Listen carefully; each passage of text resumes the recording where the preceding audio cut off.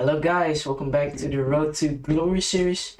And in the previous video we chose our main cube. I've chosen the Canon 13, but with only a good cube you can't break the world record. So in this video I'm gonna show you the most effective way to practice.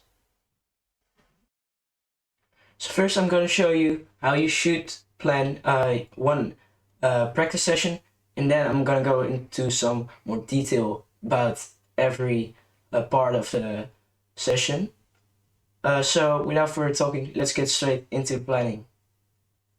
Warm up.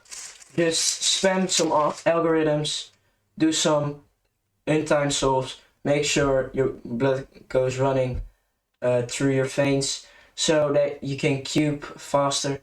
After that, I would recommend to do an average of 5. Just 5 solves, see where you're standing at the moment. Yeah, if you keep that up a couple of weeks, you can see the improvement, and seeing improvement is a huge motivation. After that, I would learn some new algorithms. If you haven't learned full OLL or PLL yet, I should do that first. If you're done, I would learn COLL, and wind variation link will be in the description. If you're done with that, just slow down a bit, do some untimed solves. Just make sure the algorithms are in your head. After that, you may don't notice, do some 2-gen practice.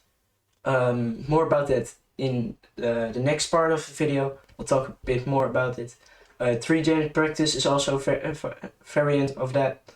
And if you're done, also do an average of 5, because maybe you also see some improvement.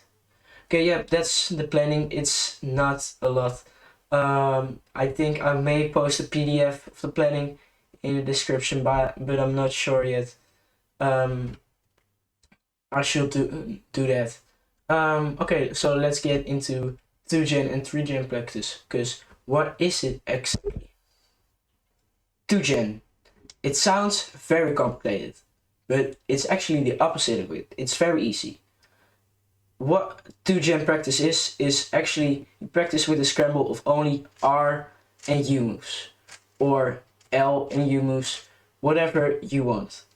This is very effective because it often has a cross on the top. That makes it good for wind variation algorithms, COL algorithms. So you can practice a lot of algorithms on that. You also work on fast recognition, because you have to be fast in this to be able to get a good time, because you often get sub 10s, 7s, 6s, 5s, and you want to work all the way down to 4s, 3s on 2-gen. So that's very important. I mean, 3-gen practice, you may have already understand it. It's a scramble with only R, U, and L moves, or front moves, whatever you want. Front, R, U.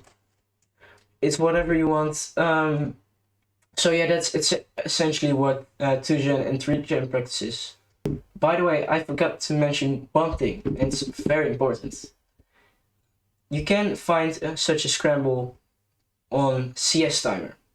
If you go to where you can select the kind of puzzle, and you scroll all the way down, and you go to 3x3 subjects, and you can select, and then there you can select 2-gen, 3-gen practice. So that's one thing I forgot to mention. Links to CStimer will also be in the description for if you don't know what it is. It's just a timer. So yeah, that's, I promise it's the last thing about 2-gen practice. I'm now gonna go into I'm now gonna rate every kind of practice, not only 2-gen practice but also spamming algorithms. So let's get into that.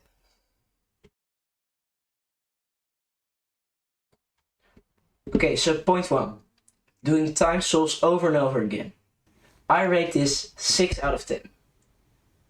Not 10 out of 10, because you don't practice at one point, what makes it very inefficient to practice. While with 2gen practice, you practice both cross planning, first pair, last layer, F12, everything. Well, this is more, it's more complex and just inefficient.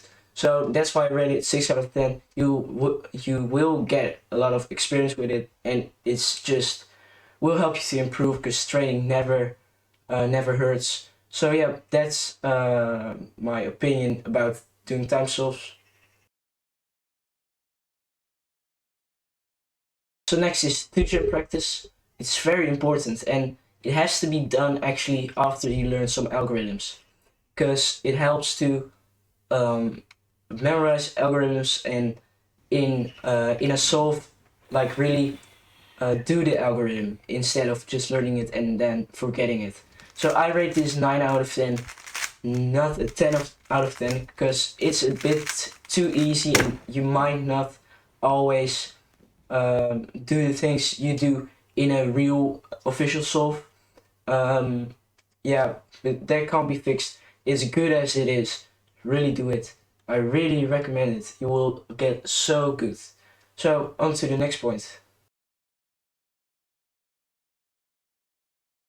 So next up is 3gen practice, and I rate this actually 5 out of 10, because it's not very enjoyable. It looks a lot even like a normal solve, but it's just not very enjoyable to do. You will notice it when you do it. The scrambles are very annoying to do. It's not fluent, but it's still good to improve. It helps planning first two pairs.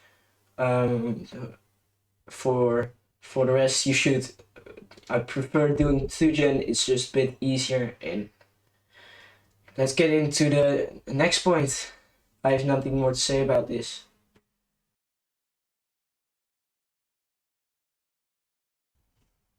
So the next point is spamming algorithms. T-perms, J-perms, they all help improve turning speed. That's just a basic thing, it helps, but I don't really actually know you should do it while in a practice session, and I don't think so. At least I do not do spamming algorithms in a practice. But if you're somewhere you can't practice and you just spam some diagrams, yeah, it's very good. I actually rate 8 out of 10 because it's just very effective to help turning speed. So and on to the last point.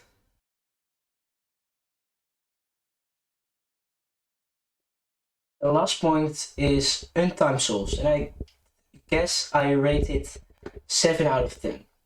Yeah, it are just solves, like also time solve, but you focus more on like specific algorithms like wind variation or COL, and you will focus more on advanced ways to make the cross or F12 pairs. So it's very effective, but because it's all the same the whole time, it just doesn't make a real difference. I rate it better than time solves, even though they are also good. But yeah, just do 2gen practice. It's just way better. So, not I actually keep saying that 2gen practice is the best, but the best is the combination of it all. If you would do 2gen all the time, you will only get good at 2gen. You also need to be good at algorithms, and you need to be good at solves. So that's why I made this planning, because you first do some time solves. Hey, where I'm standing, you warm up a bit. Then when you've activated your brain a bit, you start learning some algorithms. Well, if you have learned that algorithms, you go to 2gen practice. So you will do the algorithms like really in a solve of 2gen. 3gen practice, I don't do 3D practice anymore. I don't really like it. It's just like a normal solve.